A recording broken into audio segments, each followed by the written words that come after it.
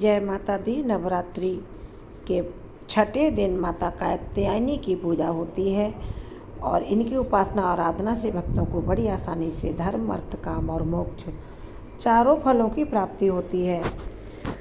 और माता रानी अपने भक्त के रोग, शोक, संताप, भय सब कुछ हरण कर लेती हैं और भक्तों को परम सुखी कर देती हैं तथा जन्म जन्मांतरों के समस्त पाप भी माता रानी अपने भक्तों के दूर कर देती हैं तथा उन्हें निर्मल बना देती हैं और उनके जीवन में धन, वैभव, खुशियाँ सब कुछ भर देती हैं। चंद्रहासोज्ज्वल करा शार्दूल वरवाहना कात्यायनी शुभम दध्या देवी दानव घातिनी। हे माता रानी, आप अपने भक्तों के दुख दूर करें। इन माता की जो पूजा है ना, वो छठे दिन करते हैं। माता के सभी भक्तों से आग्रह है कि माता कात्यायनी के चरणों में सब्सक्राइब, लाइक समर्पित करके जय माँ कात्यायनी, जय माता दी अवश्य लिखें।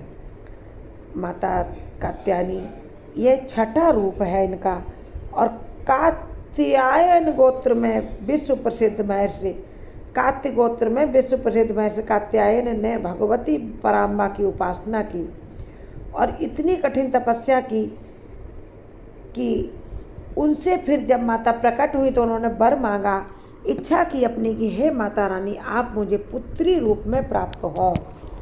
माता भगवती ने उनके उस तपस्या से प्रसन्न होकर के और कात्यायन ऋषि के बहुत जो उन्होंने घोर तपस्या की थी, उनके सरल स्वभाव और उनकी ममता खुद में देख करके उनकी पुत्री के रूप में जन्म लेने का उन्हें वरदान दे दिया। उसके बाद माता ने उनके घर पुत्री के रूप में जन्म लिया। इसलिए यह कात्यायन ऋषि की पुत्री होने के कारण कात्यायनी कहलाई। इनका गुण है शोध कार्य यानी जिज्ञासा।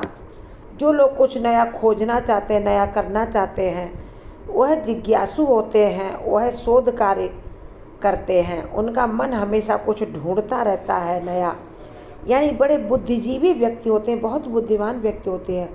इसलिए इस वैज्ञानिक युग में माता कात्यायनी का महत्व बहुत अधिक बढ़ जाता है। जो लोग अपने जीवन में शिक्षा के क्षेत्र में ऊंचाइयां छूना चाहते हैं, कुछ नया करना चाहते हैं अनोखा, तो वह माता कात्यायनी की पूजा अवश्य करें माता को प्रसन्न करने के लिए। माता कात्यायनी की कृपा से ही सारे कार्य पूरे हो जाते हैं। माता कात्यायनी वैद्यनाथ नामक स्थान पर प्रकट होकर पूजी गई। माँ कात्यायनी अमोघ फलदायिनी है, यानी इनके लिए कुछ भी ऐसा नहीं है जो यह भक्त को न दे सकें, सब कुछ दे सकती हैं माता। और माता रानी की यही कथा है कि इन्होंने कात्यायनी ऋषि के यहाँ जन्म लिया और उसके बाद इन्होंने द्वापर युग में भगवान कृष्ण को पति रूप में पाने के लिए ब्रज की गोपियों ने जब इन्हें पूजा, यह पूजा कालिंदी यमुना के तट पर की गई थी, इसलिए ये ब्रज मंडल की अधिष्ठात्री देवी के रूप में प्रतिष्ठित हो गई।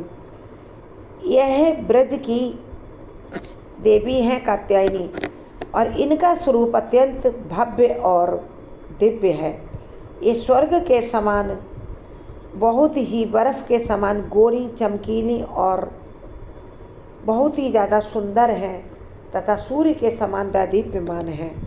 माता कात्यायनी की 4 भुजाएं हैं। दाईं तरफ के हाथ में माता ने ऊपर वाले हाथ में अभय मुद्रा यानी भक्तों को अभय वरदान देने के लिए अभय मुद्रा में हाथ उठाकर रखा है और बाईं तरफ के ऊपर वाले हाथ में माता ने लेके रखा है कमल का फूल और नीचे के हाथ में उन्होंने तलवार लेकर रखी है। इनका वाहन भी सिंह है। इनकी उपासना और आराधना से भक्तों को बड़ी आसानी से सभी चारों पुरुषार्थ मिल जाते हैं, धर्म, अर्थ, काम और मोक्ष। अर्थ, धर्म, काम, मोक्ष चारों फल की प्राप्ति होती है। भक्तों के रोग, दुख, संताप, भय सब कुछ माता नष्ट कर देती हैं। जन्म जन्मांतरों के पाप नष्ट कर देती। इसलिए कहा जाता है कि माता कात्यायनी की उपासना करने से परम पद की प्राप्ति होती है तथा भक्त इनके दुर्लभ वरदान प्राप्त कर लेते हैं। अगले वीडियो में आपको बताएंगे कैसे करें माता कात्यायनी को प्रसन्न, पूजन विधि और इनको क्या प्रसाद लगाएं, कौन सा मंत्र पढ़ें।